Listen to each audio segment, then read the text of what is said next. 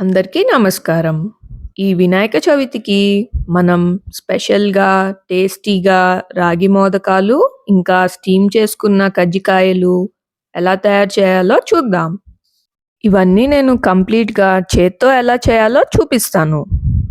మోదకం లోపల ఉండే sweet stuffing కోసం ముందుగా 1:30 కప్పు కొబ్బరిని తీసుకొని పల్స్ మోడ్‌లో ఒకసారి గ్రేట్ చేసినట్టు రుబ్బుకోవాలి కొబ్బరిని.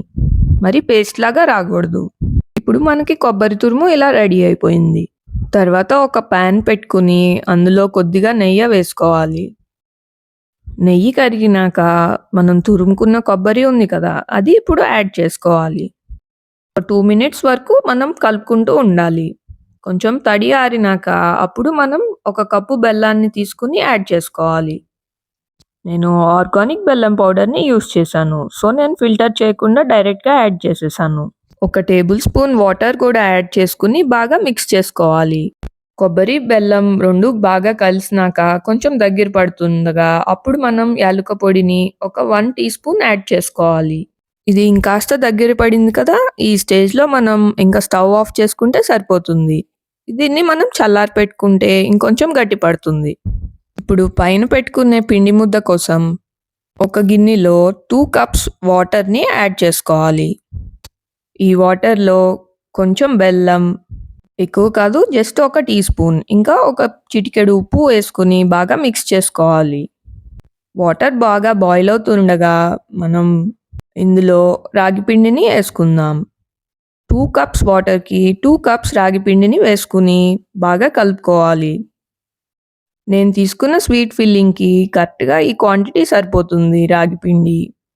ఇప్పుడు స్టవ్ ఆఫ్ చేసేసుకొని మనం పిండిని కలుపుకోవాలి. పిండిను, వాటర్ ఒకసారి కలిసేలాగా కలుపుకుంటే సరిపోతుంది. తర్వాత మనం ఎలాగో మర్దన చేస్తాం పిండి చల్లారినాక. ఇలా మిక్స్ చేసుకున్న పిండి పైన మనం ఒక మూత పెట్టి కవర్ చేసుకొని ఒక 10 మినిట్స్ పాటు పక్కన పెట్టేసుకోవాలి. ఇది బాగా చల్లారినాక ఒక ప్లేట్ తీసుకొని అందులో ఈ పిండిని వేసుకొని బాగా మర్దన చేసుకోవాలి. చేతిలో కొంచెం నెయ్యి రాసుకొని మర్దన చేసుకుంటే పిండి అంటుకోకుండా ఉంటుంది చేతికి. రాగి పిండిలో ఉన్న బెనిఫిట్స్ అన్నీ కావు. ఇది అందరికీ తెలుసు కదా! కాల్షియం, ఐరన్ అన్నీ సమృద్ధిగా ఉంటాయి ఈ రాగిలో. పిల్లలకి, పెద్దలకి ఇది ఒక బలమైన ఆహారం. పిండిని ఇలా బాగా కలుపుకున్నాక ఒక చిన్ని పిండి ముద్దను తీసుకొని ఇలాగా రౌండ్‌గా, ఫ్లాట్‌గా చేసుకోవాలి.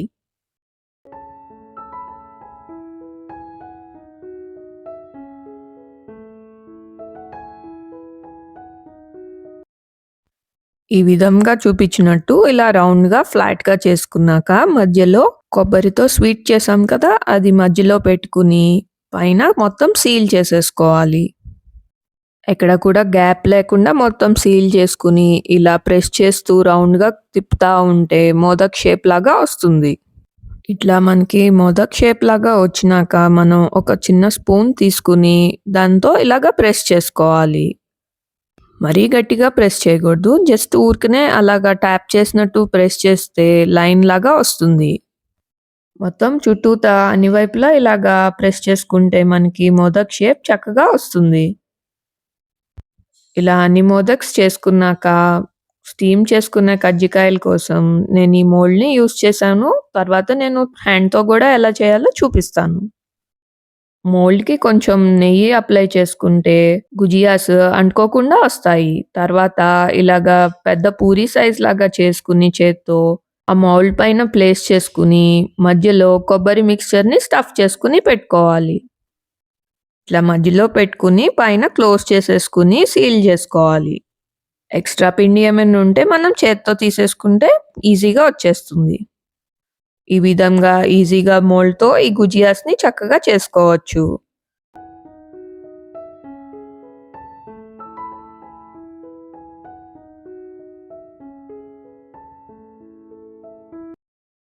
ఇప్పుడు మోల్డ్ లేకుండా ఎలా చేయాలో చూపిస్తాను.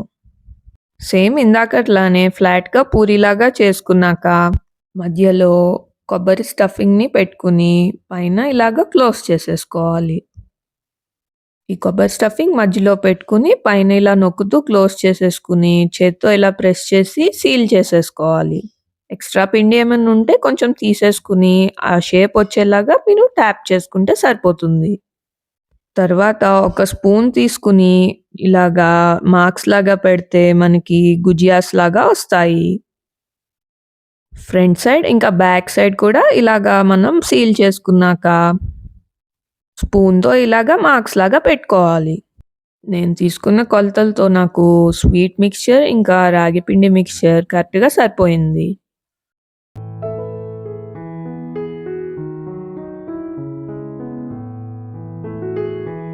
ఇప్పుడు మనం వీటిని స్టీమ్ చేసుకోవాలి. ఒక పెద్ద బాండీ లాంటిది తీసుకొని కింద వాటర్ పోసుకొని పైన ఒక స్టీమర్ ప్లేట్ లేకపోతే ఏదన్నా ప్లేట్ అన్నా పెట్టుకోవచ్చు. దీనిపైన మనం చేసుకున్న గుజియాస్‌ని ఇంకా మోదకల్ని పెట్టుకొని పైన మూత పెట్టేసుకొని స్టీమ్ చేసుకోవాలి. ఎగ్జాక్ట్‌గా ఒక 5 ఆర్ 7 మినిట్స్‌లో మనకి ఇవి గుజియాస్ కానీ, మోదకలు గానీ రెడీ అయిపోతాయి. లిడ్ పైన వాటర్ కలెక్ట్ అవుతాయి కదా! అవి మన మోదకాలు, గుజియాల మీద పడకుండా పక్కన పెట్టేసుకోవాలి. చూసారు కదా! ఎంత సింపుల్‌గా మనం గుజియాస్‌ని, ఇంకా మోదకల్ని రెడీ చేసుకోవచ్చో రాగి పిండితో. మీరు కూడా తప్పకుండా ఈ వినాయక చవితికి ట్రై చేసి చూడండి. మన ప్రసాదం రెడీ అయింది. గణేశునికి అర్పించి మనం కూడా హెల్తీగా ఈ స్వీట్‌ని ఎంజాయ్ చేద్దాము. అందరికీ కూడా వినాయక చవితి శుభాకాంక్షలు. ఈ రెసిపీ కనుక మీకు నచ్చినట్లయితే లైక్ చేయడం మర్చిపోవద్దు. అండ్ మీ ఫ్రెండ్స్ అండ్ ఫ్యామిలీకి కూడా షేర్ చేయండి. Thanks for watching.